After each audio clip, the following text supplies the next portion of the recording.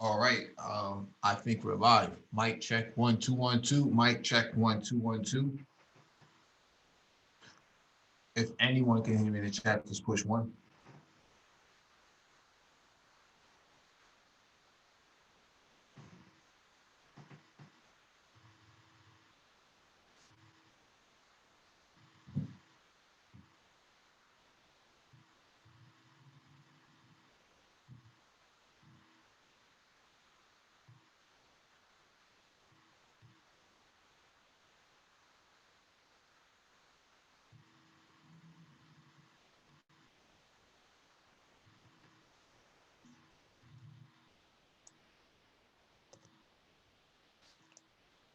All right.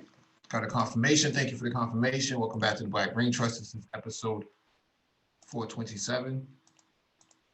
Black Cannabis chat. Please hit the like button as you come in. Share the video if possible. Also hit that notification bell so you get all the updates from the Black Brain Trust, including those posted on the community tab. There's a link in the chat for you to click on if you want to engage in the discussion. Just make sure you raise your hand while you're in the waiting room so that one of us can acknowledge you and advance you to the panel.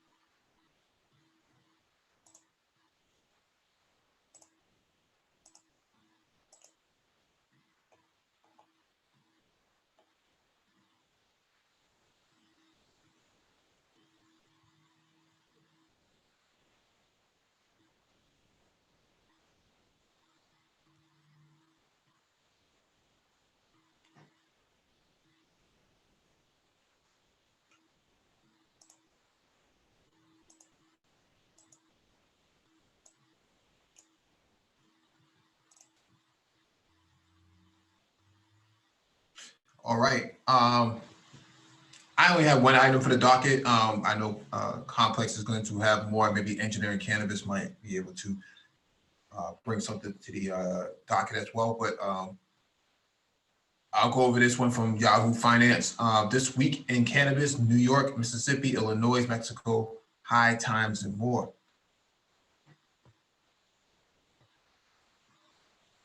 All right, experience. So,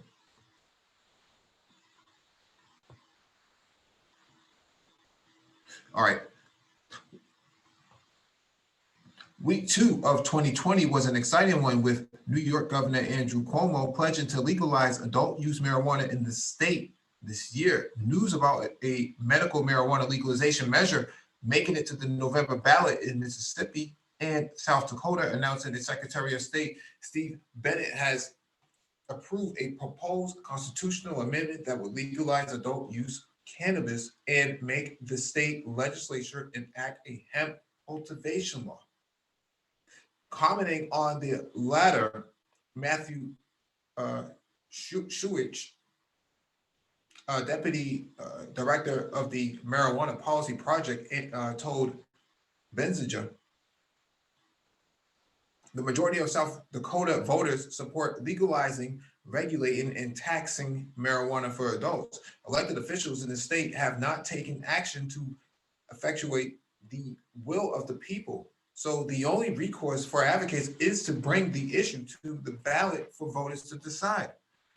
In Illinois, the Department of Financial and Professional Regulation disclosed sales of recreational marijuana had almost hit $11 million in their first week, while Chicago's O'Hare International Airport and Midway airport installed boxes for passengers to dispose of any cannabis they might have before boarding an airplane in the wake of the legalization of recreational marijuana in Illinois on January 1st. In Kansas, Governor Laura Kelly revealed two of the most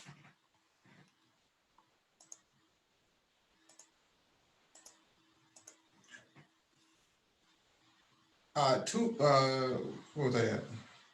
Two of the most important goals for the year, one being the expansion of Medicaid and the other medical marijuana legalization. Meanwhile, the Argentine province of Chubut announced a government-sponsored cannabis event at the same time as Mexico prepares for its final debate around the legal regulation of cannabis. The Senate now has till April 30th to make a decision on the regulation of the use of recreational weed in the country.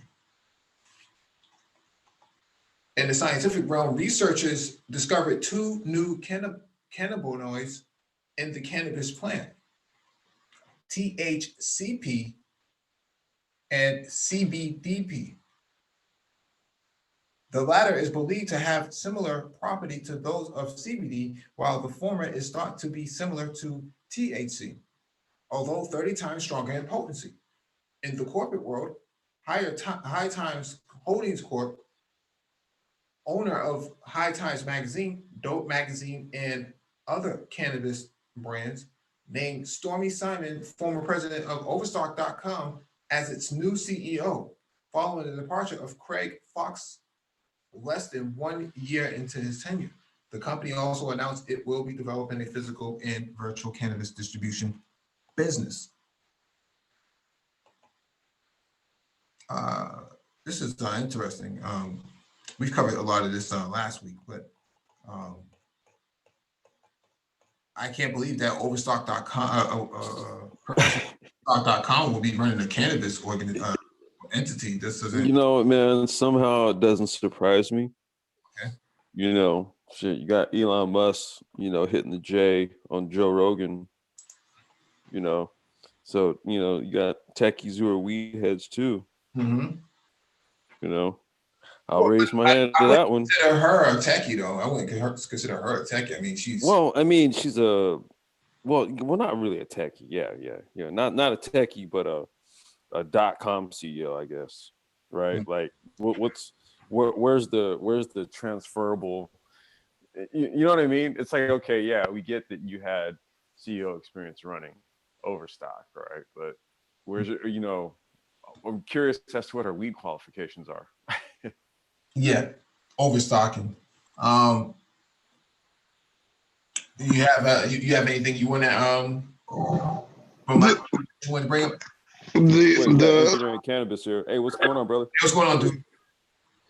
I think the most important part of the article is the introduction of the two compounds, the THCP. Yeah, I was going to mention that. Yeah, because I always say that the plant has 115 compounds, and those 115, we don't know, we don't have any kind of research to know what they do specifically, especially in dealing with the endocannabinoid system.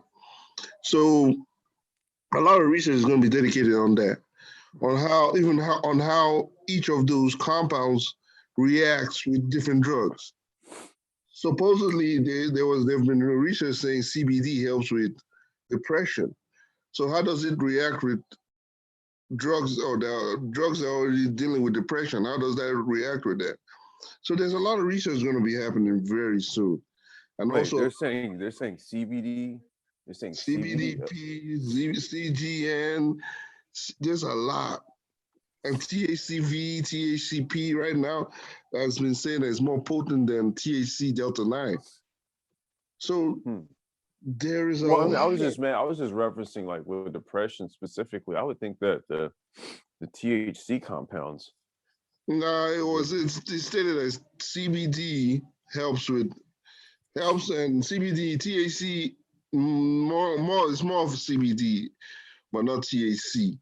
Okay. Everybody's been speculating THC basically induces, because it might induce psychosis, but that's not been proven yet.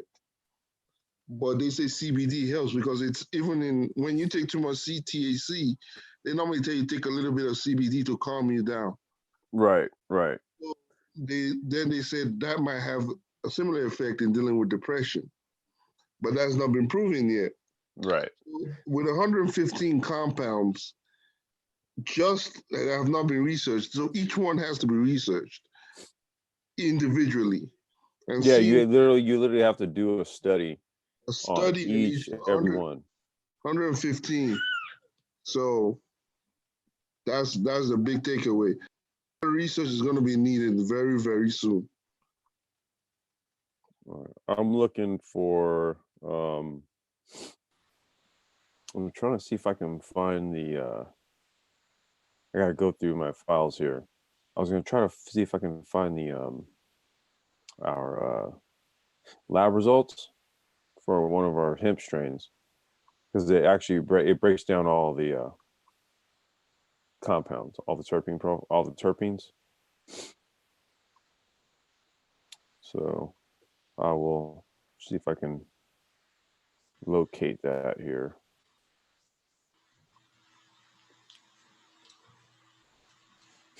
And then, Mike, I also have a strain review. Yeah, that's fine. Okay. I'm just trying to find the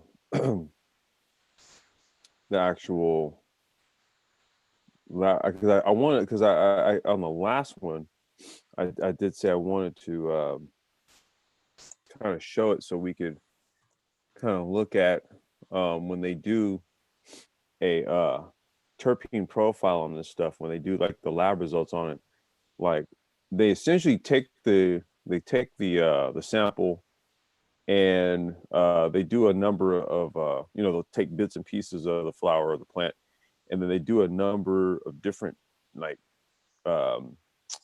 chemical analysis tests. Yeah, And gas then I think chromatography, all that stuff. Right, and that's what gives all of the data on this. So yeah, and okay. with that, even one of the aspects they also look into is the pesticides. Mm-hmm.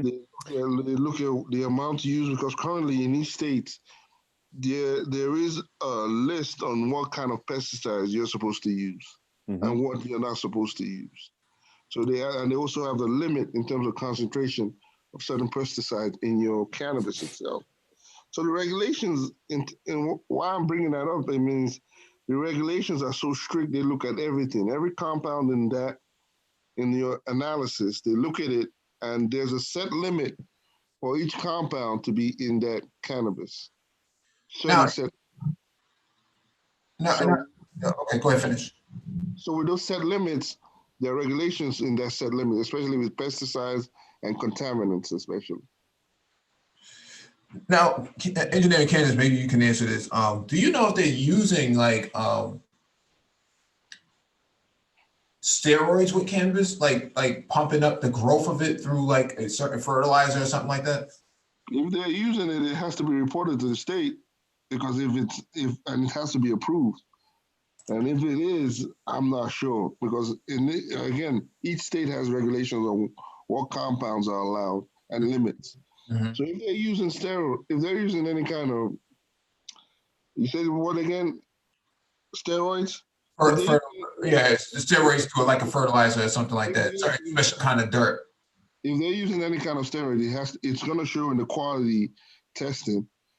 And if it's not part of it, your whole crop will basically be destroyed at that point. Yeah, because you have things like Monsanto, right, who takes over like agriculture, man, and they pump up these big apples and whatnot, and no one seems to have a problem with that. Again, it's regulations. Are they controlling? Now, do you have pockets enough to control regulation? If they have, then yeah. Hey Mike, I'm gonna switch. I'm gonna switch off my phone and then get on my computer. I found the lab results, so I'm gonna take a screen share. All right, give me just a second. So it just depends. Monsanto might control regulations based on who. Again, they lobby. So if they lobby for their compounds to have that kind of steroids in them, then yeah, it's allowed. Mhm. But currently, again, the regulations control what compounds are allowed and the limitations on each compound. Mhm. So especially with, and that's the important part, because there was a problem recently with the vape pens. Right. And currently now, do you know they've banned all flavored vape pens in the United States? It's been banned. But where are they manufactured too? I mean, everything is banned. Anything flavored vape pen is banned. You can. It's not. Yeah, You but can. where are they manufactured is what I'm saying. It was manufactured in the United Staats. Depends on manufactured in the United States. Yeah, the vape pens. Yeah, and they've banned it. They've banned everything and flavor. Anything dealing with flavor, they banned it. And now the regulations are so strict. You have to have a license to get any vape pen. And to get a license, it costs approximately $114,000 to $214 to get a license. Complexes in the So, background. so vape pens, the only flavor of vape pens is Mentos and one other one. But any flavored vape pen, it's basically banned. Now, what I always say is looking at that industry and looking at the problems with that industry, what the problem occurred because someone basically illegally produced a vape pen. And if we had that blockchain technology that basically did quality control, this problem wouldn't have been existing. So what I'm thinking is the cannabis industry is going to adopt the blockchain technology as soon as possible in order to provide quality control, especially.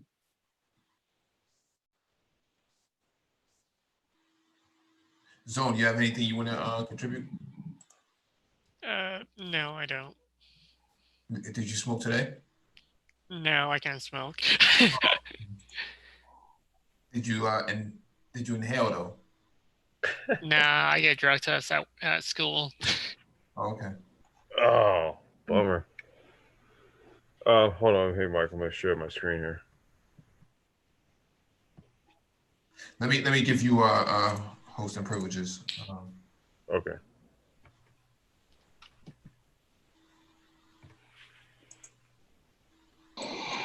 Oh, you're a co-host. Okay. All right. Let's see here.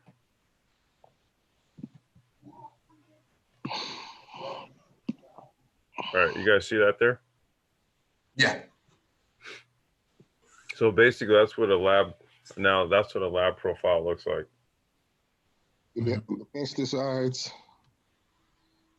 microbials, yeah, foreign matter, all that, yeah. Mm-hmm.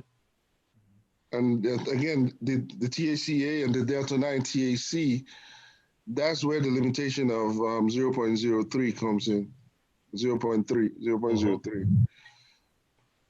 And CBD, there's no limitation on CBD. Again, CBC, CBGN, and this is what is basically tagged as full spectrum. Right. When people, because everybody's selling CBD right now, full spectrum versus isolate. But when I ask, do you know what the meaning of full spectrum is? Everybody thinks full spectrum is quality, is better. Well, full spectrum is basically No, full spectrum is right there. Yeah, and why this is full spectrum? Why? Because currently there isn't any research saying CBD, CBDA, CBC helps with depression or helps with pain.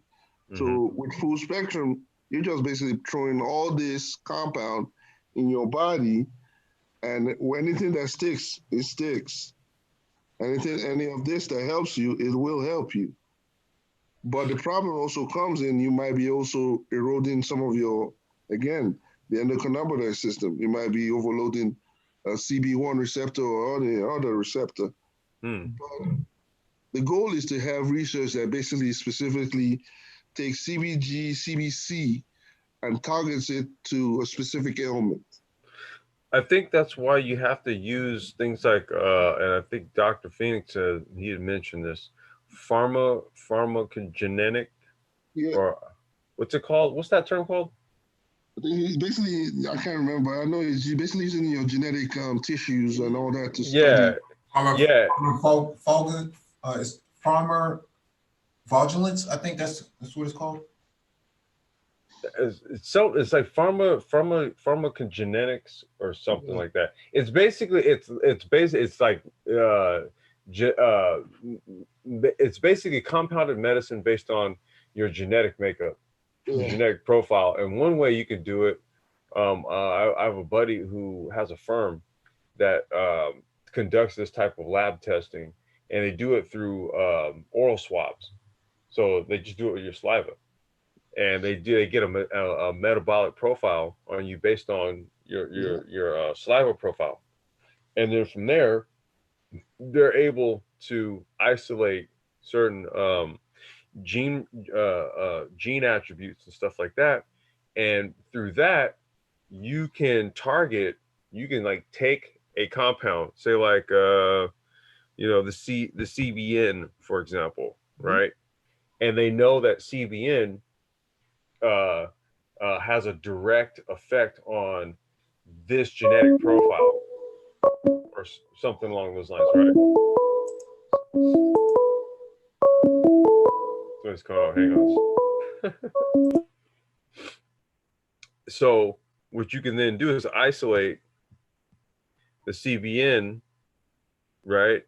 And you could then isolate it and put it in a formulation, right? And have a high concentration of it and take it directly that way Yep. in the form of a capsule, maybe an infusion, or whatever the case may be. But yeah, I know of a firm. In matter of fact, here I'll pull up their website and I'll share it with you guys. They're doing the pancreatic cancer test. Mm-hmm. They use CBD, an isolate, to study how it affects the cancerous cells. So these are the research that's going to be coming up. And currently, individuals are just packaging a whole full spectrum CBD and claiming that it cures a lot of ailments. Right. And that's where the problem comes in. And individuals are now basically reading through this information and saying, hey, let me know what's going on in this industry and let me see where the research is going. And then I can make, based on what's coming out of the research, then I can make and start selling my CBD product. But I believe profit comes before vision or before knowledge. Yeah, I mean, I think this is we keep talking about this stuff. This is why we put hemp and cannabis and all this type of stuff in the fourth industrialization, because going forward, it's sort of like a sky's the limit type of thing here. We haven't discovered every strain of herb on this planet. You know what I mean? And I think there's so many that I don't think you could ever discover all of them. And we really just we know it has medicinal benefits. But with the advent of technology, applying technology and all this stuff, blockchain, and we have like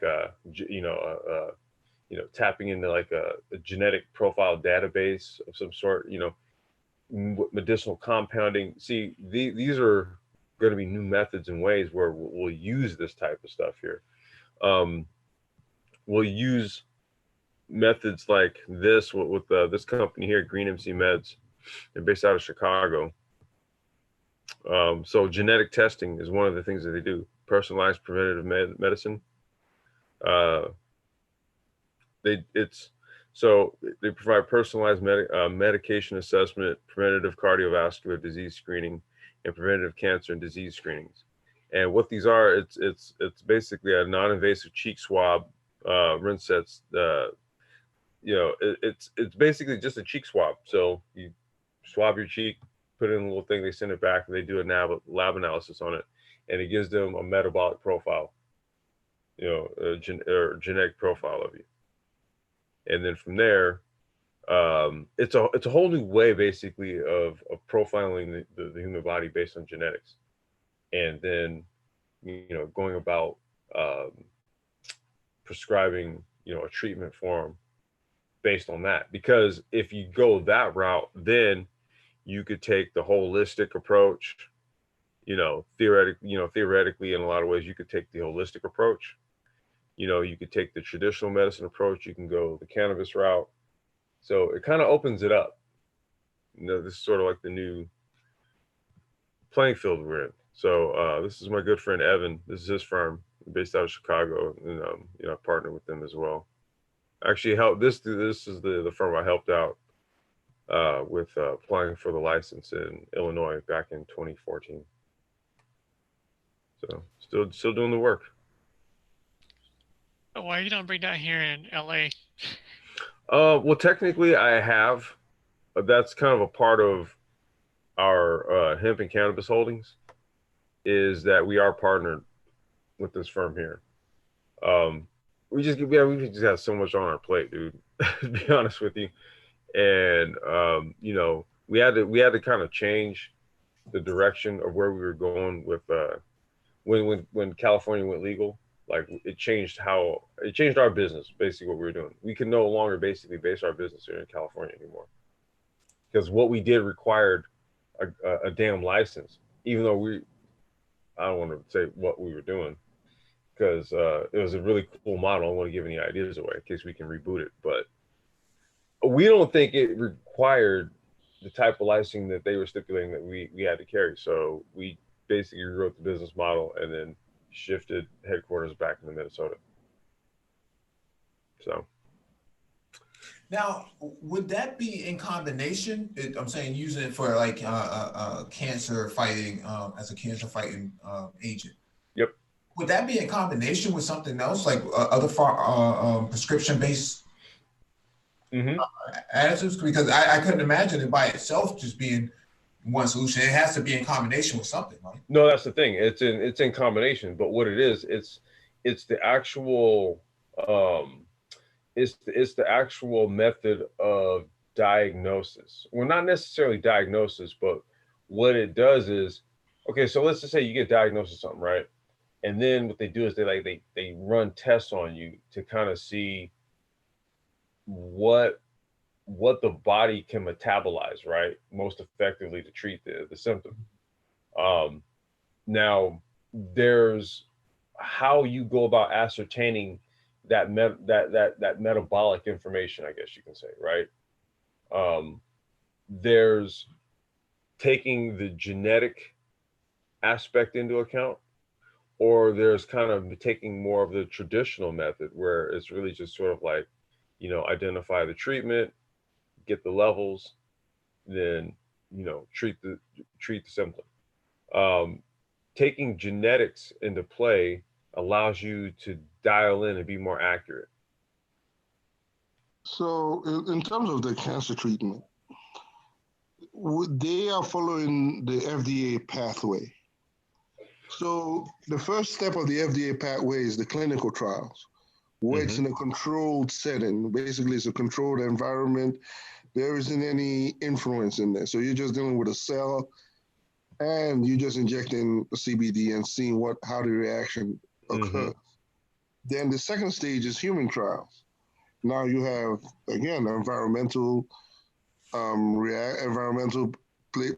aspects of play, different drugs at play. They basically at that point you're dealing with a more realistic approach of it. If someone who has cancer takes CBD but also is doing chemotherapy, you're gonna see that basically the effects. So the first stage currently is just the clinical trials, and in all research I've seen in basically CBD or cannabis is still in the clinical trials. Every research paper I've read. The only one that's already gone is the one that's gone beyond, that's even been approved, is the CBD drug that deals with epilepsy. Right. That was like the first, yeah. And that's it. Apart from that, every other drug trial, each time I read, it's in clinical trials. Well, the legislative framework And has that was we've only gotten to that point now where we could really start to roll this out wholesale. Like we're just now getting to that point. We could do it. We could pursue it on that angle. because it's been illegal for so long that the Right. research wasn't going on. So currently, every research dealing with CBD or THC or any kind of, it's still in the clinical trials. So it's going to take time before it goes through again. It's FDA process. It has to go through three different human trials. So it has to go past that. Then it has to go through. There are a lot of trials. You have to go 11 stages in the FDA approval process. Right. So once you go through that, then you're good to go.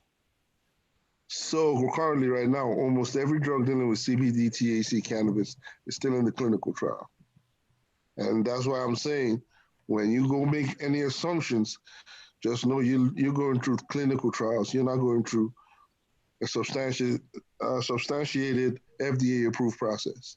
Yeah. Hey, is Dr. Phoenix in here? Yeah, what's going on? Oh, there he is. What's up, man? What's going on? Chilling, Yeah, chilling. yeah. So there are to answer your earlier. I heard you guys earlier. Your earlier the name of the it's called pharmacogenetics. Pharmacogenetics. That it is. Genomics. Excuse me. Wait. Say it again. Pharmacogenomics. Excuse me. Pharmacogenomics. Okay, folks. Pharmacogenomics. That's what this is called.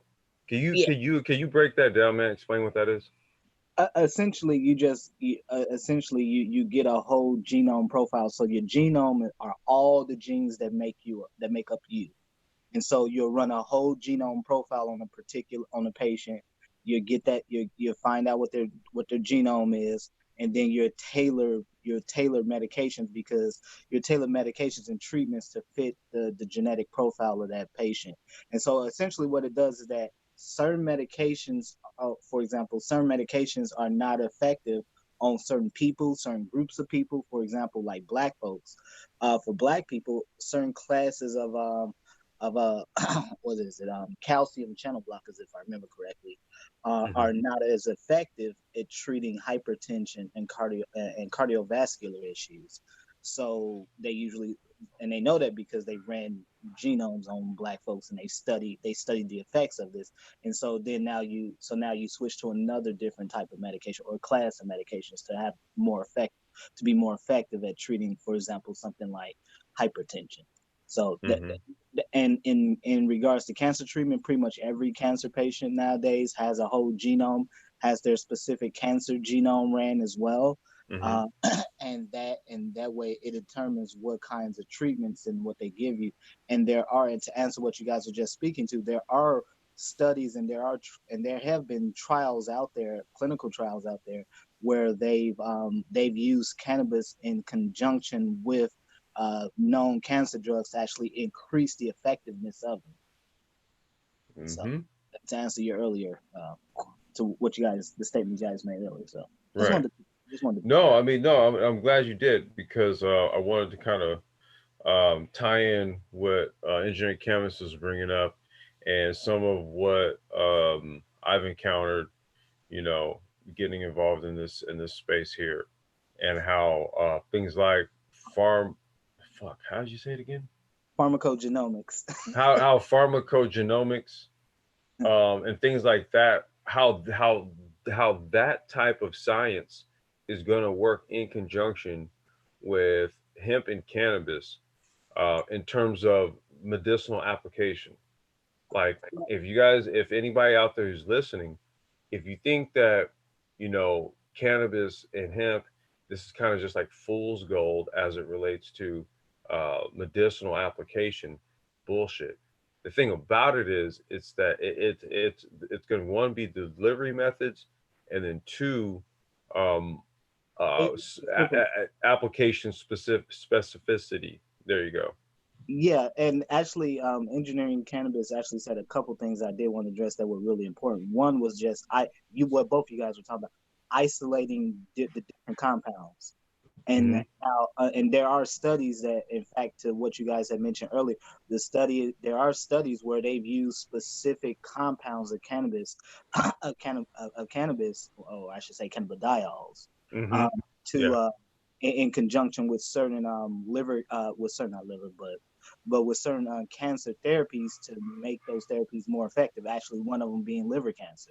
Did you get a chance to see the lab sheet that I showed? No, I was just kind of listening in. So. Okay. All right. Well, I'll okay. Well, if you want to catch the replay on it, or if you're interested in seeing it, let me know. I'll show it to you. Yeah. Sure. Okay. Yeah, and so what was that? Oh yeah, so the clinical trials. There's a reason why I push brothers getting PhDs, because these are the only folks. These are going to be the PhDs and the MDs and the PharmDs are the only folks that, for the most part, they're going to be able to run these clinical trials. And that's why I kind of push it. It's not to sound like an elitist, but if black folks and black men specifically want to be involved in clinical trials and such like that, be principal investigators, you're going to have to have these, unfortunately, these credentials behind your name. And also too, because part of what happens with clinical trials is that you have human patients, and so you have to do something called an IRB, International Review Board. So that was one of the things that came up out of Nuremberg, because of all the Nazi, the illegal testing of treatments and therapies and all the illegal experimentation that Nazis had done on humans during World War II. During Nuremberg, they established the IRB as a method of establishing ethical and safe protocols for treatment of people involved in clinical trials. And so the only folks that can apply for that are folks either with MD, DO, PharmD, PhD, usually folks with doctorate degrees. And because they have to write out the IRB, and every institution has an IRB board on it. So every hospital you go to has an IRB board. Every university has an IRB board. So again, that's why I push what I push, because we're talking sort of high level stuff, and because the only way you can get to FDA approval is that it has to go through clinical trials, and typically a drug has to be somewhere between 45%, usually around 40% effective for it to be approved for the most part. And you're so right about getting those going into clinical trials and actual research, because I said I had a friend, he was going for his PA, and his genetics teacher told him he got an A in genetics. I was helping him out in genetics as well.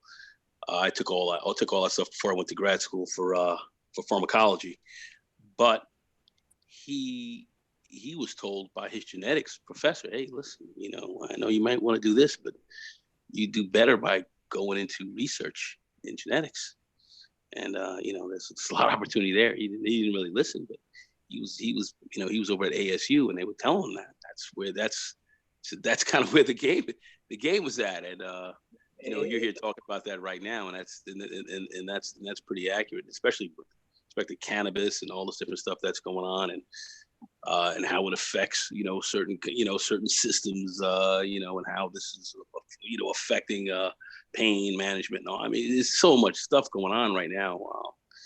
On the research side, you're absolutely correct. So getting that PhD or that or that mud FUD, as they call MD, PhD, and so forth, that's key. I mean, it's heavy work. It's heavy duty stuff to really get involved in this stuff. And you have to have I would have to say you would have to have somewhat of a penchant for it, but if you certainly do, it's wide open. Yeah, Dr. Phoenix, you're dead on it. My friend was told straight out by a genetics professor, that's the field to get into. He was told that straight out. Straight out was told that. Forget about going for this PA crap. Go for this. He decided something else. Yeah. With Dr. Phoenix, he's telling the truth. Because currently I'm into this, but I'm limited. So that's why I'm even trying to go get a PhD in statistics, mathematics and statistics. So there's a limitation, but if you get those certifications, the doors are wide open. I can tell you everything about the cannabis, but without that PhD behind me, I can't get research money to basically research it, to research more into this. So currently, I'm even trying to enroll into one of the universities for a PhD in statistics.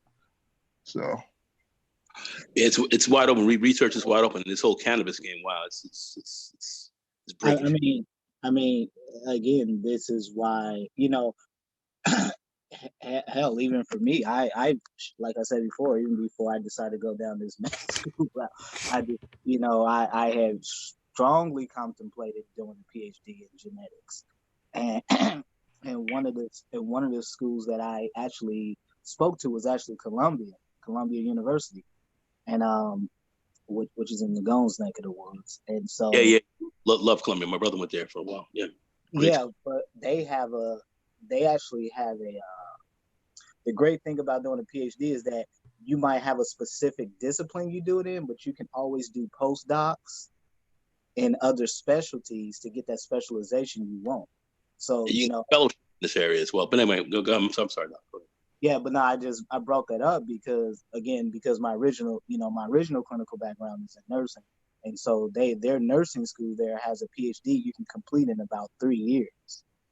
And so, which is fairly short, which gives you a lot more time to start to specialize and pick up postdocs in like genetics, because really you're gonna need like molecular genetic techniques. You're gonna need genetic. That's really what you need. Those really the skills you need if you want to be able to do those genome tests and stuff like that. And so, I had spoke with them, and so it was something that was strong. I strongly considered myself, and hell, even now, sometimes I think about it. But I say this to say that there's a reason. I've been pushing this idea of genetics because I cannot stress enough. This is the science of the 21st century. I mean, it really is. Well, it's going to be the science of the 23rd century as well. I think, as we move on, we know gene therapy is certainly going to be, it's already being used, so that's going to actually increase. But I think we're going to get to a point with the genome where we're going to be literally genetically removing diseases from the human species, just genetically, doing that.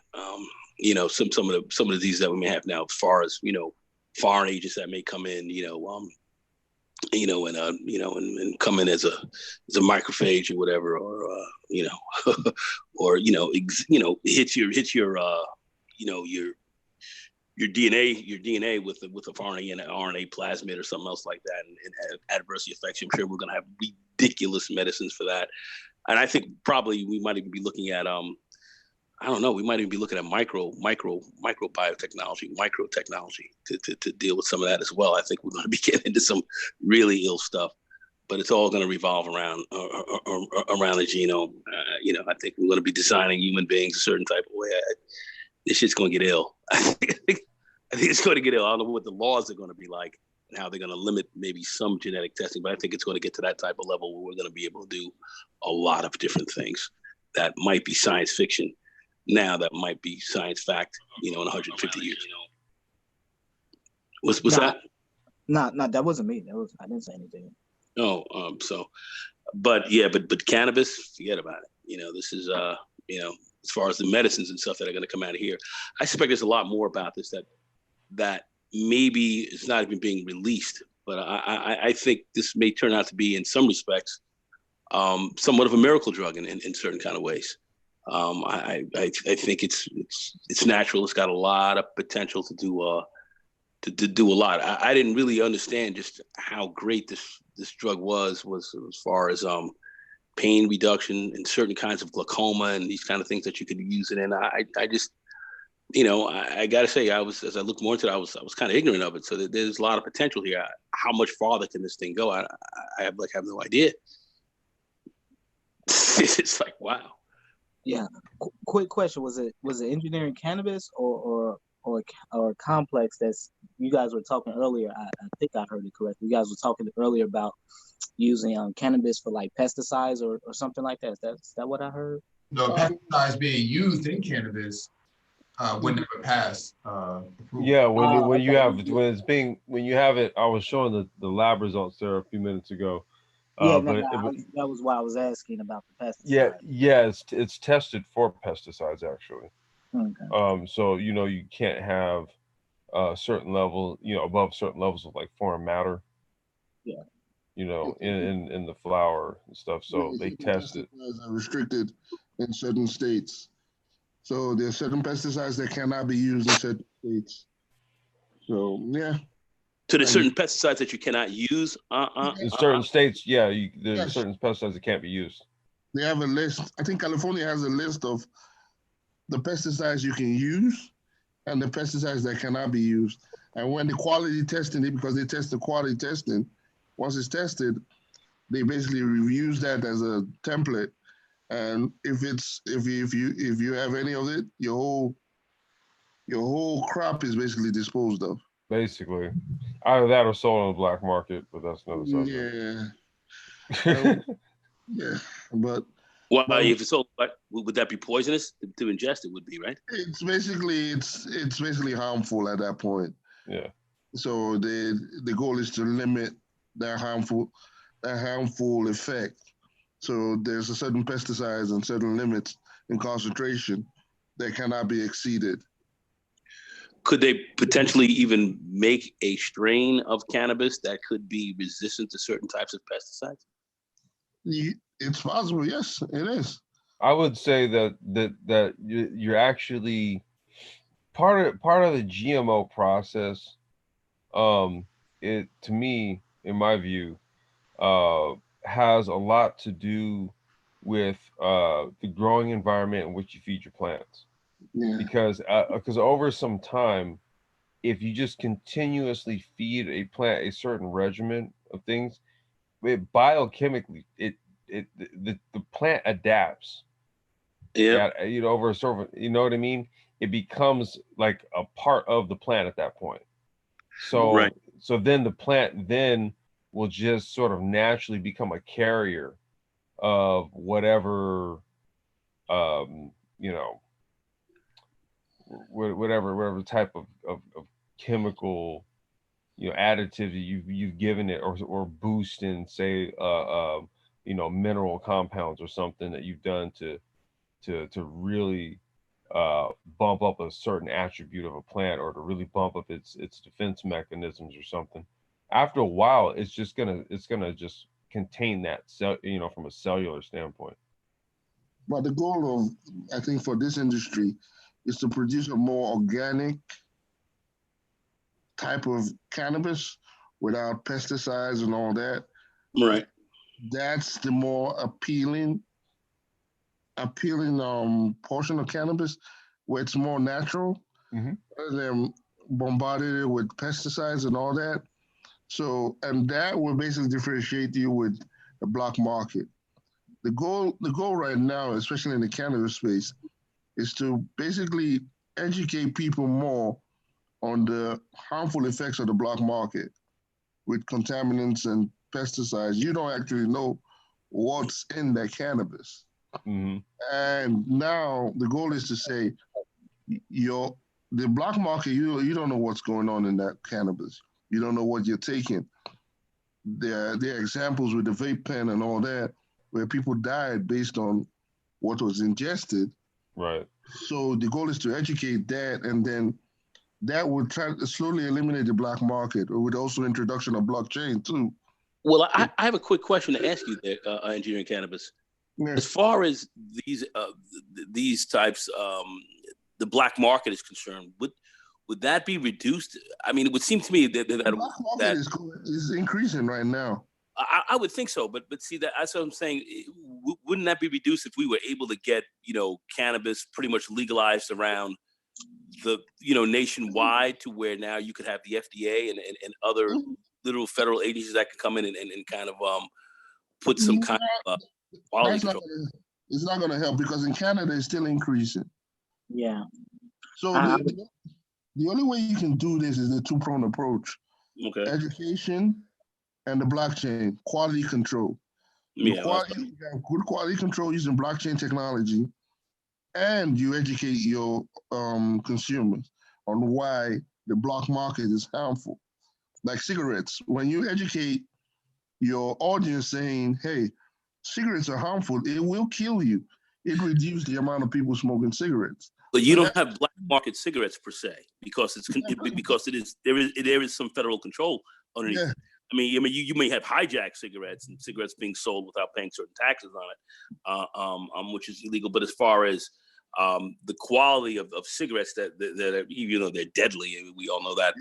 But as far as there is a quality control mechanism on top of cigarettes with too much pyrobenzene in them, with too much gasolines and aromatic hydrocarbons that are at higher levels than it should be, that'll kill you a lot quicker and so forth.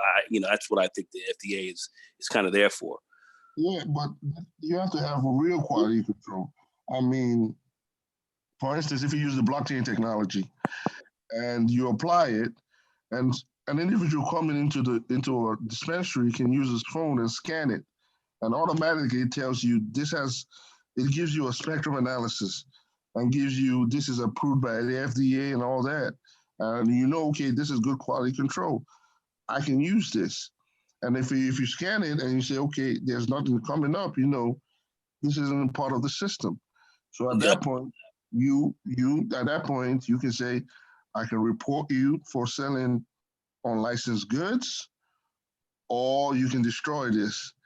And at that point, you have good quality control. Then you talk to block the other part by education, telling people what the harmful effects are. At that point, you have two-pronged approach to basically disrupt the black market. And that's the only way you can do it. Makes sense. Yeah, I don't know if there's a moonshine version to marijuana. Well, a moonshine version, you mean a distilled grown cannabis a super high potency illegal. That was the equivalent to that would be like shatter, like the extract, like what they call butter or crumble, shatter. It's all these different terms they give it, but you burn that in a vape pen. It's like just pure. It's pure concentrated. I don't know. Zone is there. Maybe he could speak to it. It's pretty much they use. What is it, dude? It's finished through extraction using some sort of gas, like butane. Right. Yeah. The extraction process is also important. Remember the extraction process. How powerful is that? I'm saying, just how powerful is that? It's like 90% THC or more. Yeah.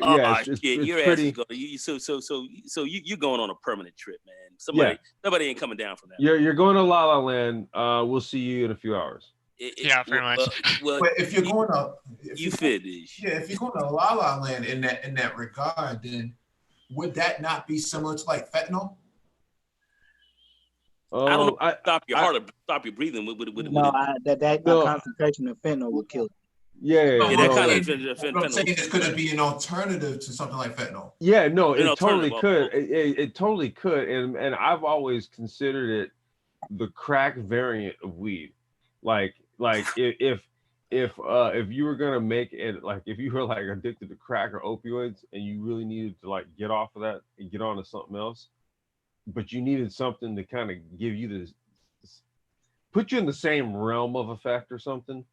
That's the shit that you would need to do. And I think that that's a good application for it. I've never tried like crumble or wax or any of that type of stuff. I've just known that like more of the junkie type weed consumers usually go for that kind of stuff. And I'm not trying to. Isn't that a hallucinogen? Wouldn't it be kind of like an hallucinogen? It's a completely different kind of high, dude. I don't know, Zone. Can you speak to it? I've never tried it. I don't smoke it, but what it does, it's just like smoking like White Widow or something like that. But instead of smoking like what? White Widow. It's White Widow. High THC. What the fuck is that? But instead of like smoking like 3 grams of White Widow, you're probably smoking like a small dab of the wax, and that's it. I've never heard of this. Is that like an Easy White or something? No, White Widow is a strain. Yeah. It's like one of the Yeah. highest. It's one of the highest THC strains, potency strains.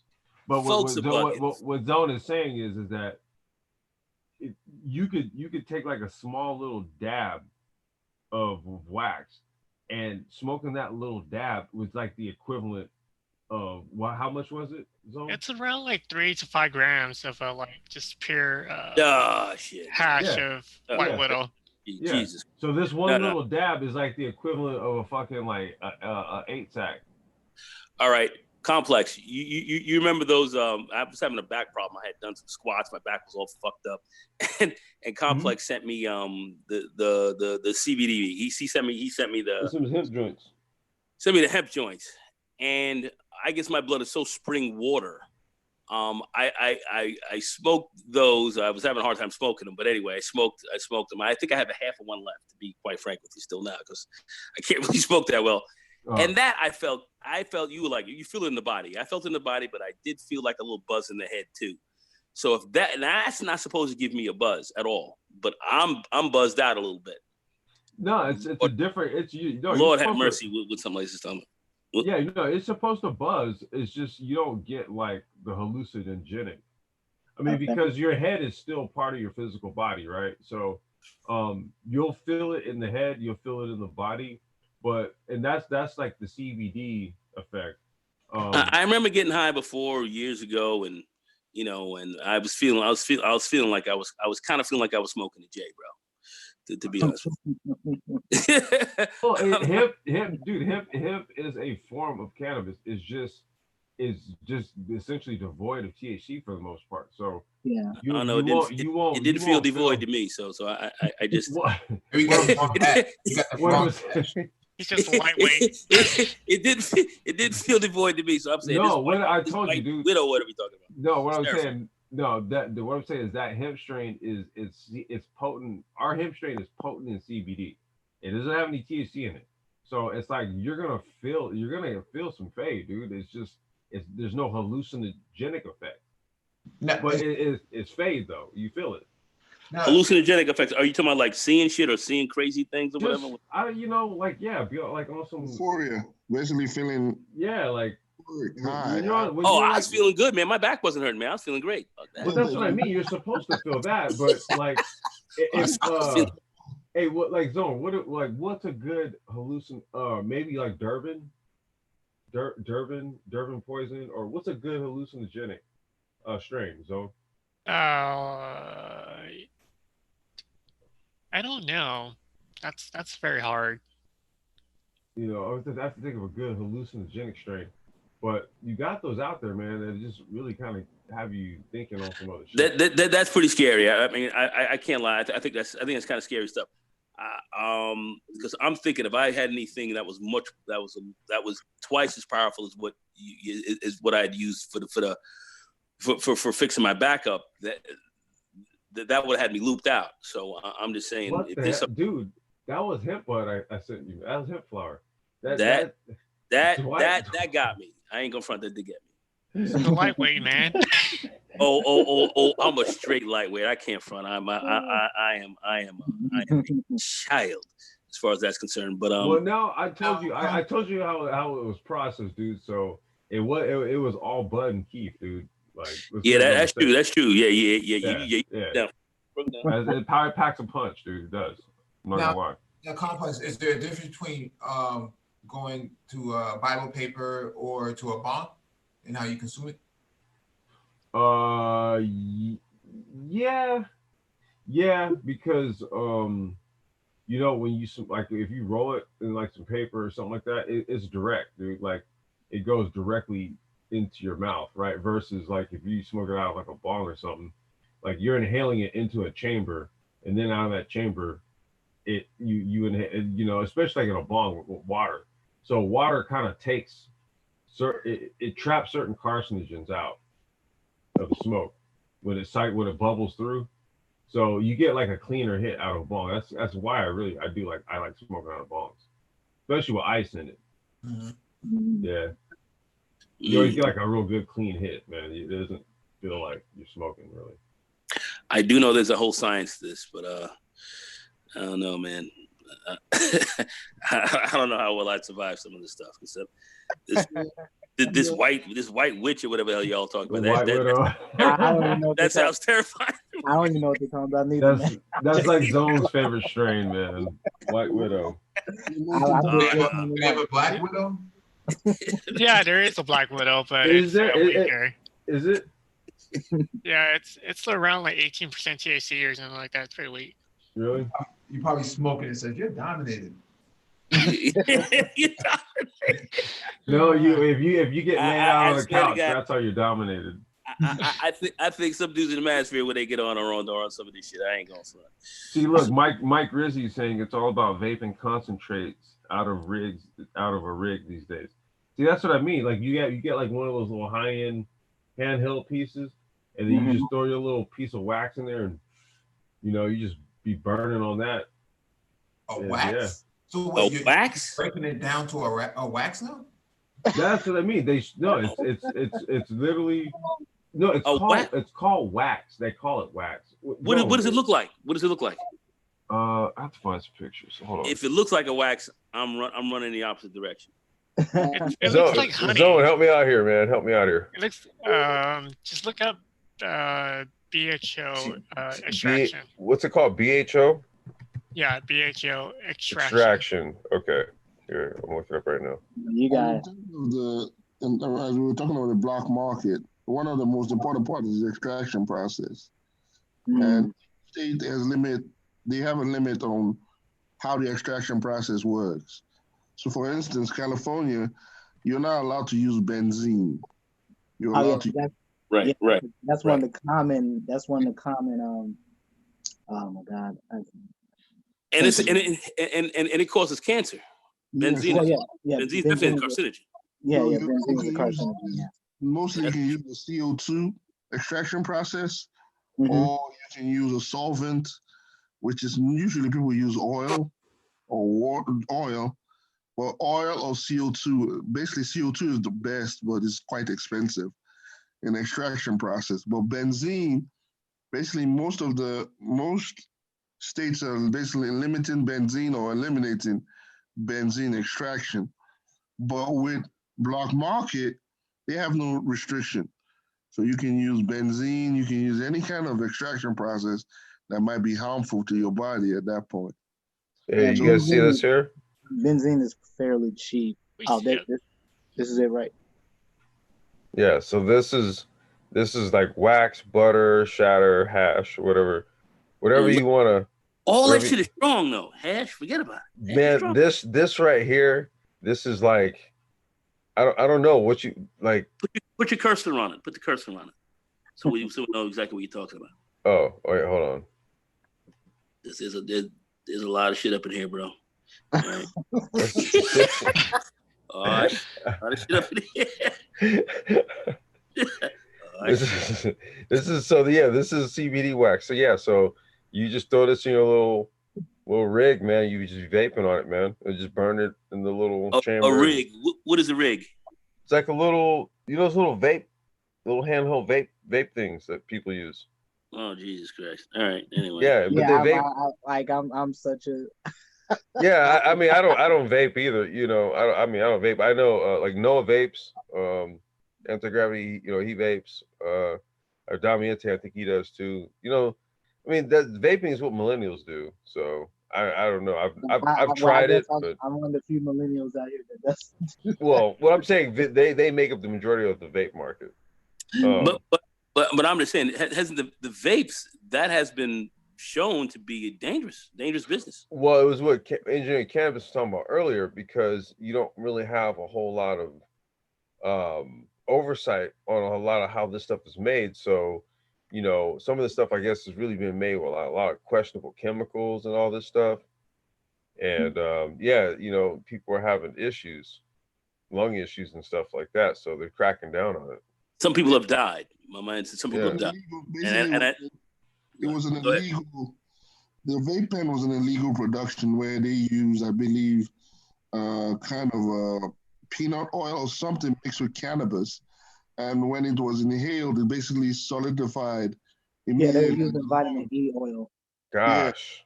And so without crystallizing the lungs as well. And basically killed, you just died. So it was Jeez. illegally made. So there wasn't any quality control on it, which I was saying, when you use blockchain, you can actually see what's in your product. And nobody can go in and change it at that point. So if this is your product, this is the quality tested, this is what's in your product. And then the other problem was they were finding, they couldn't trace, it took them weeks or even months to trace where the problem was. So if you have that blockchain technology infused in it, you won't have that much time to basically trace where the problem is. You will find it immediately. So these were the problems with the vape pen. And because of that, a lot of laws has been implemented because of that. You can't basically use flavored vape pens in the United States anymore. You can only use Mentos. And you have to, when you want to basically, if you want to basically produce vape pens or anything, you have to apply for a license. And a license can go from 114,000 to 200 and something thousand. Man, look, Newports needs to come out with their own hemp or THC, CBD. So what I'll say, the goal of the cannabis industry right now is to basically look at quality control. So if it goes in federally, you already have that in place, that quality part. If it's with the FDA, if with the state laws, and also when you're going across state lines, you want to know what cannabis product you're carrying. So if you have that blockchain technology in there, it'll be easy for you to transfer information immediately and across state lines, even across, if you do it across international lines too. So because I've been looking at the blockchain technology, it's fascinating. So with that infusion of blockchain and again, education, that would basically help the cannabis industry go far. Quick question. I just want to read this real quick. So this is what it is, man. So yeah, BHO, butane honey oil, or hash oil is high. It's high purity cannabis extract. It's substantially the essential oil from the cannabis plant. That's basically what it is. It's the essential oil, and it's basically a potent form of cannabis with THC percentages running in the 60 to 80% plus range. That sounds crazy high to me. Yeah. So, dude, like there's so many videos on YouTube of dudes like just trying to take like a massive snap of this shit and just blow it out like they're just hitting a regular J. And next thing you know, dude, they're out on the floor. They are out in outer space. I mean, are you sleeping? Or are you out cold? Cause see something. You know what? Let me find a video. I'm gonna show you guys a video, dude. I'd be out cold, but I know before I went out, I'd be talking some mad shit. That's exactly what happened. This dude was talking shit like, yo, you know what I mean? Like, yo, I'm the man, right? And then they was like, all right, well, snap this up. And dude, he was out. It was lights out. He was off to Alpha Centauri. But he was talking mad shit before he went out, right? Because that would be me. I'd be like, yeah. Oh yeah. Oh, but anyway, yeah. Nah. I'll leave that alone. So, engineering cannabis, I had a question for you. So, you said you were looking at doing a doctoral program? Yeah, I was looking at doing a doctoral program in statistics, mathematics and statistics. Okay, because that was what you needed to do that, so you can start thinking about doing clinical trials and doing clinical trials, research using AI and blockchain, especially dealing with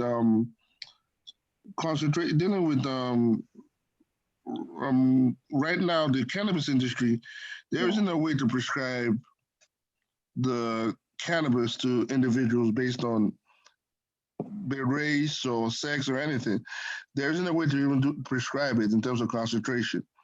So I've been trying to look into using AI and blockchain to basically facilitate how you can basically prescribe drugs based on race and all that, but I have to look at research a little bit into lab research too. So with that, I'm just basically tied up. So Right now, I'm trying to get a PhD in statistics and mathematics and statistics. Hey, No. somebody has their hand up, I think. Sorry, go right ahead. Hold on.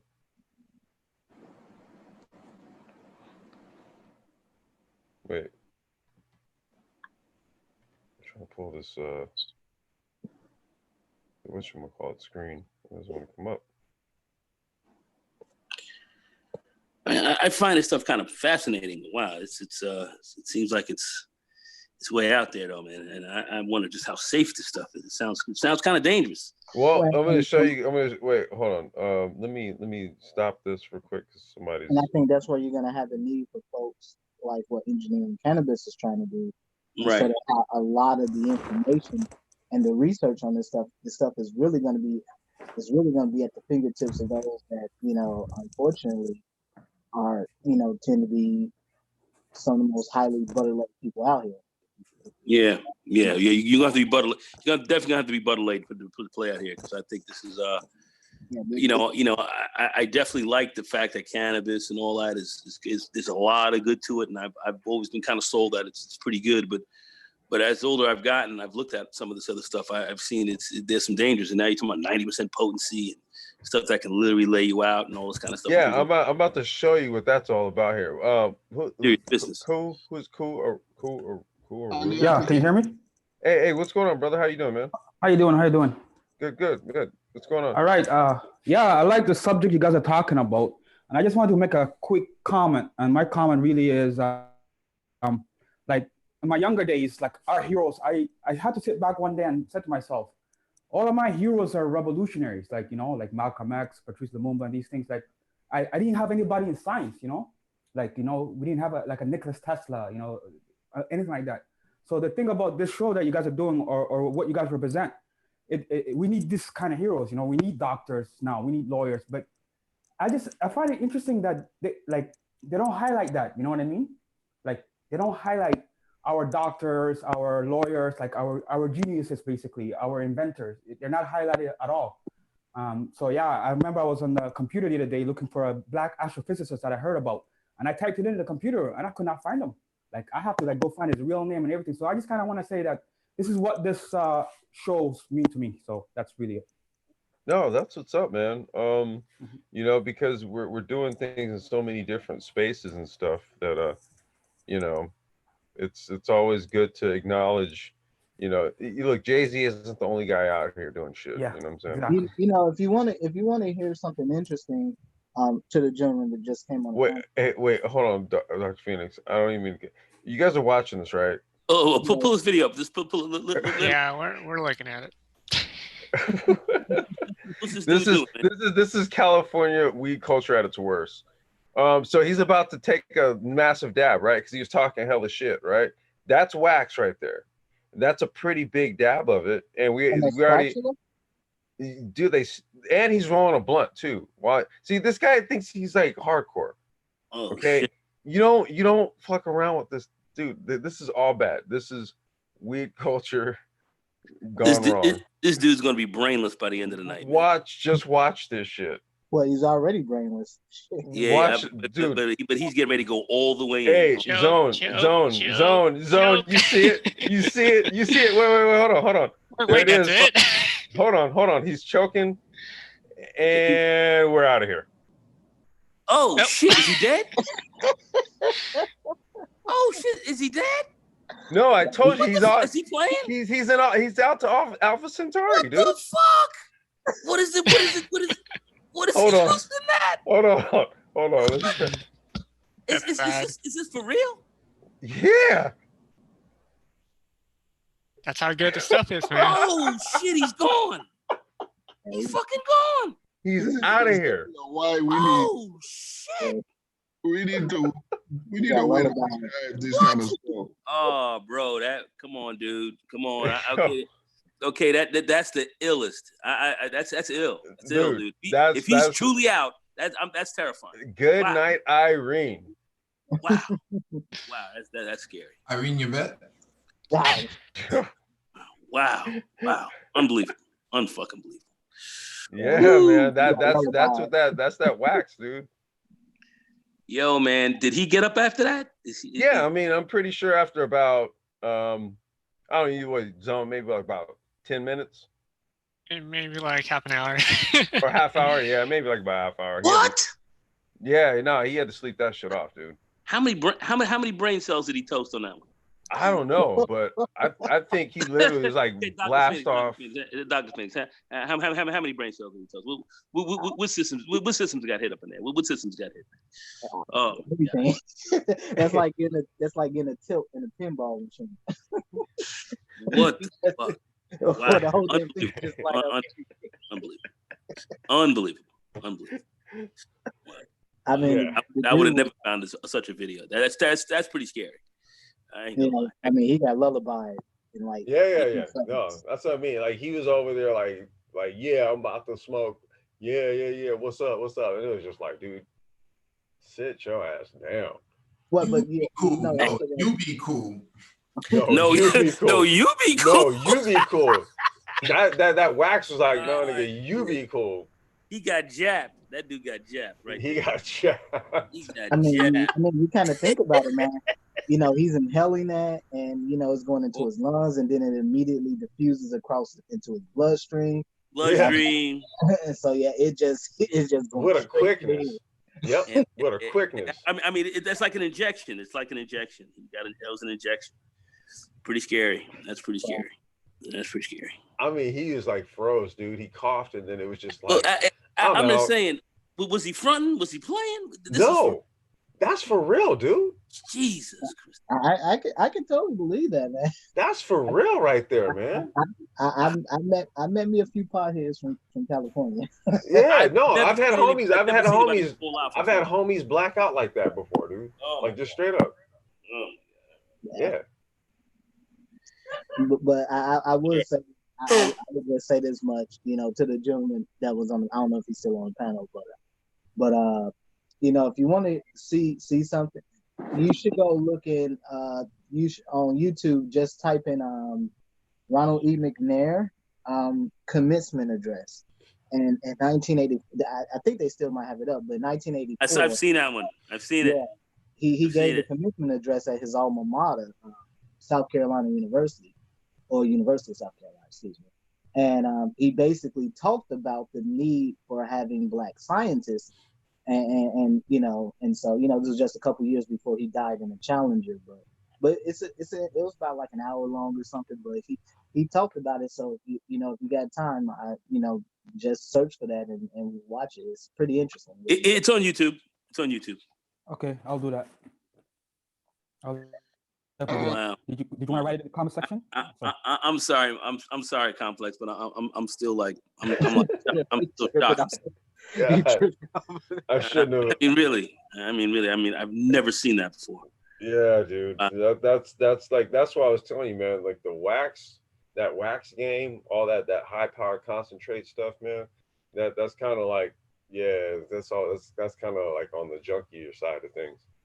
I like flower, dude. I like the way flower tastes. Like it smells. It's a whole. To me, it's a whole sort of medicinal kind of process that you do, inhaling it through, you know. Y'all are at a flower. whole another level, boy. I am not. Yeah, I don't that other what you just saw homeboy do, man. Hell no, not in a million years. I ain't doing that shit. That's terrifying. That actually is terrifying. Yeah. I might be diverting a little bit, but I recently read because I always read articles on news about cannabis. Recently, there's been a string of robberies in dispensaries. I mean, 18 dispensaries were basically robbed. Wait, where? Dispensaries were robbed? Yeah, 18. Where? In the United States, in different. Oh, okay. So 18 were robbed. How did they rob? At gunpoint or something? You remember the cannabis industry? They don't have any facilities for their banking, so most dispensaries keep their money in their dispensary itself in a safe. So they were just robbed. So then they keep by way of break-in or like were they stuck up? They were stuck both. Well, some of it's both. Oftentimes they'll break in, stick them up. So with that, the industry that's going to come up again is the security industry. security analyst, especially a security analyst. If you can use AI and machine learning to predict using police reports, using crime stats to predict basically how safe your dispensary can be, that's a huge revenue. If I can go to a dispensary and say, hey, at this time at 7 o'clock to 12 midnight, you're more prone to get hit by a robbery based on stats. Mm-hmm. And if you can divert your resources instead of in the morning, divert all your resources to the evening and basically create a plan to assure them basically you're not going to get robbed, that's where the money is. So you should also look, the cannabis industry is beyond not only research, but also security. So these are just aspects you can look into to make money in the cannabis space. Oh, absolutely. No, because I mean, I've heard of dispensaries like out here in LA that got robbed, and I mean they got hit, by way of the dudes basically going through the AC shafts. So they went onto the roof, entered through the removed the AC unit, got through the shaft, then got inside through the AC shaft. They crawling through AC shafts. These are some. Yeah, they went in through the roof. Yeah, it came down inside the building through the roof. Oh wow! And now, if you have all those data, you can then create a plan saying, okay, these are the access points. These are where you're most likely do a predictive analysis. At that point, you go to each dispensary and say, I can assure you how I can make your security better. I can design it and make it more better, and I can do this by using this system. Jay Charles has his hand up. He goes next. Jay Charles he's in it? Hold on. You're applying that technology into this. Yeah, gentlemen, I'll gotta take off. I have class in the morning, so. Okay. So, but yeah, I'll definitely listen. I'll be listening in. Yeah, I gotta take off. So, hold on a second. I was gonna ask you a question, man. Oh, yeah, go ahead. What's up, Jay Charles? Jay Charles. Peace. Yo, so my son, right? He's been suffering from epilepsy since he was an infant. So, he hasn't had his seizures lately, but he's 10 years old now, and we came to the neurologist and we discussed, I forgot the name of the medicine they were giving him, but the medicine they were giving him, it was like, you have what was that called again? Is it called Dilantin? No, something else. I forgot it. They give like Dilantin. Yeah. That's one of them. Yeah, but what we noticed that when he took the medicine, another side of him will come out. Like he was more aggressive. He couldn't really focus more in school. So we suggested, like, why not? We saw videos on, like, we're trying to look for an alternative, right? Something that's more like, with less side effects, right? We saw like cannabis, and we noticed that we saw videos of people who had like constant seizures, and then they take it and seizure free. Like you would never notice it in them. But I suggested that to my neurologist, like, why can't we do this type of form of treatment? And we got pushback on it. And I'm explaining to them, like, okay, the medicine we give him now, it's kind of affected his education. It's affected him socially. He just snapped. And then it's like, okay, what's your thoughts on that as far as this with children and I mean, I've seen a number of studies, and I've seen a couple of documentaries where parents had young children that were either cancer patients or they had some type of epilepsy disorder, and they had to go to places like Colorado to get marijuana, medical marijuana, stuff like that, and use that as a form of medication for the children, and it was pretty effective, actually very effective. Actually, I don't want to say marijuana, but cannabis, excuse me. And it was actually very effective. So, my honest opinion, in all those cases, they typically had to circumvent, whoever was the provider for that for your child, for their children, and that's probably what you're going to have to do. I don't see most of your modern physicians really being on board with this, to be honest with you. Especially the older they are, the more the less likely they're going to be on board. They're old school, and that's how it is. That's how it always will be for them.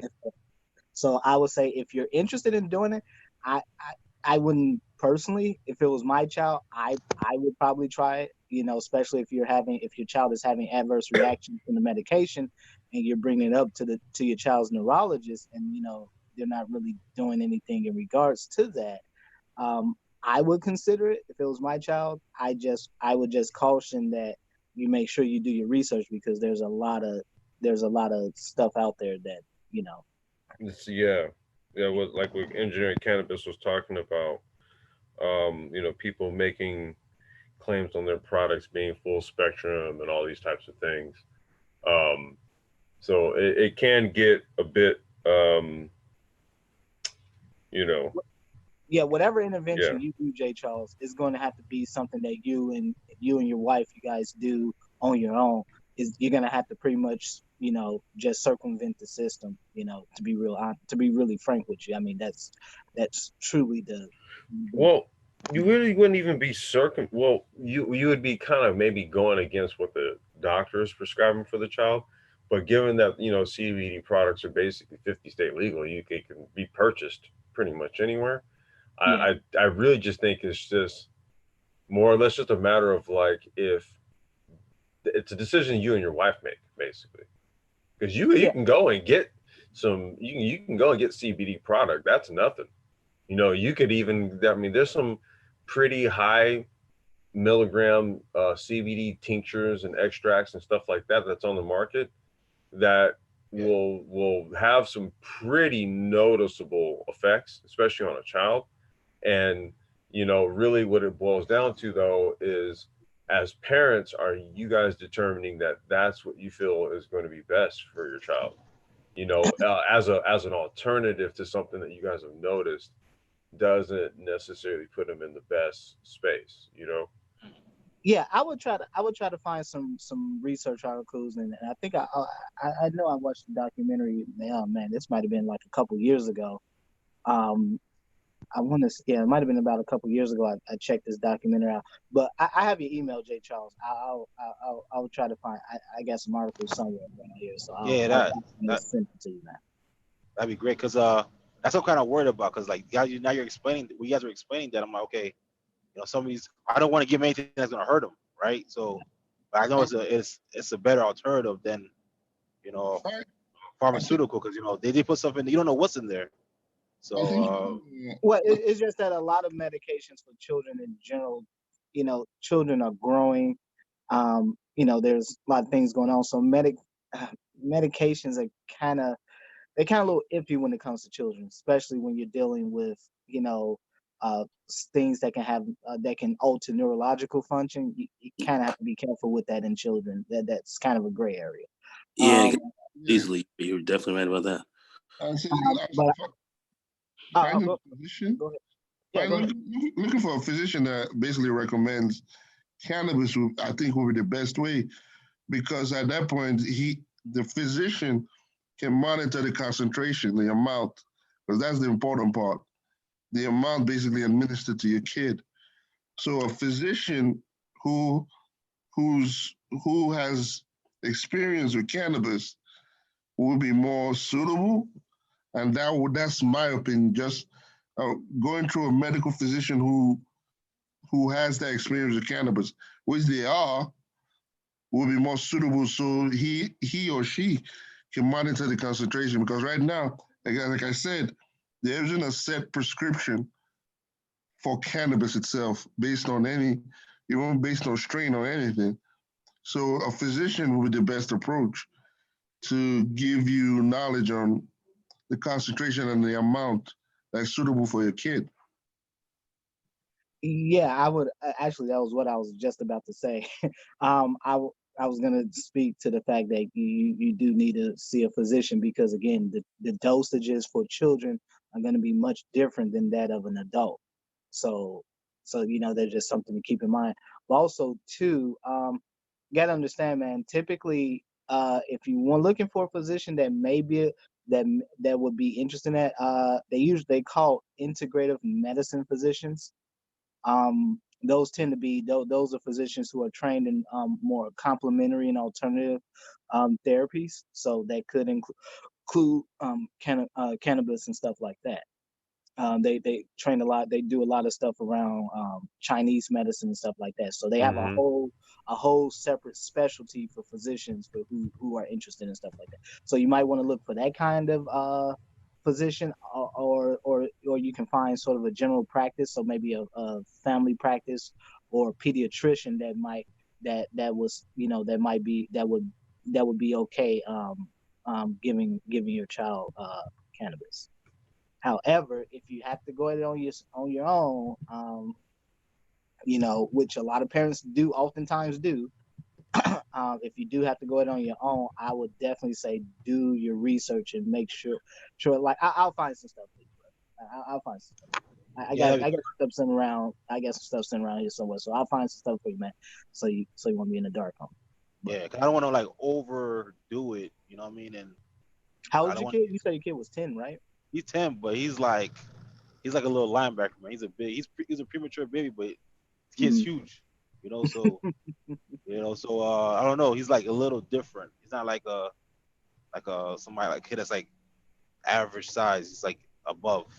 So he's just tall and big. So so it sounds like he's been taking medication for his epilepsy for quite some time. Since he was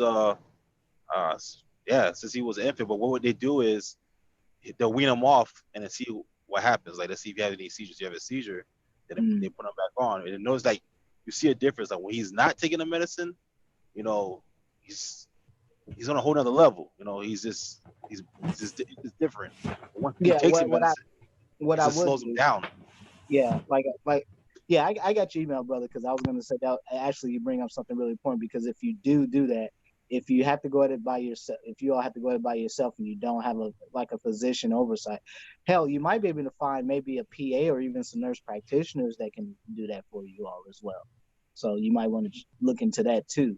But typically, if you can't find a physician, you guys have to go it on your own. Don't just take it and you get the cannabis and you see positive reactions from it. Don't just go cold turkey and stop the medication. Whatever you do, don't just flat out stop giving him the medication. He's off the medication now. He's off the medication now. But the thing is that, right now we're just like, okay, he's off it. He hasn't had a seizure, but like, and our minds are like, well, it can come anytime. We don't know when it's gonna come. I don't want it to come when he's in a swimming pool or something like that. That's what my uncle. Like seizures run in my family, right? So they had seizures at the wrong time, so I don't want that to happen for him. So okay. Well, I would just say this, again, not providing medical advice. I'm just saying that if this was my child, again, if you had to do that, that would be my advice to you. That would be what I would do. Excuse me. What I would do is that I would try to find a physician that could prescribe it. If they can't, and I had to go it on alone, I had to go at it on my own. I find a very reputable dispenser, somebody that's selling some high quality cannabis, and find and get some really good advice from someone on proper dosages for a child. Because he says he's 10, right? So yeah, it's pretty young. Yeah, he's 10. Okay. All right, brother. I got some articles around here somewhere. I found them and email them to you. I appreciate that, man. Thank you, man. All right, no problem. All right, gentlemen, I have to go. I have class early in the morning. No, you're all good. I think we're gonna go ahead and cut it short here. I'll get around to the strain review on the next one. We'll do another one next Sunday here. But actually, let me know when you guys do it, because I because you guys normally do it on Sundays, right? Yeah, Sundays. It's gonna be. I guess I'll try to do it maybe like 6 o'clock Pacific, so like 9 o'clock Eastern, 8 o'clock Central. Okay. Yeah, good stuff, Lex. Great stuff, man. Yeah, man. All right, you guys. So thank you guys for coming out. Don't forget, check the community tab. We're always posting stuff up there on a daily basis. we will be back tomorrow for Space and Tech. And with that one, bid you guys all adieu. Good night. Peace out.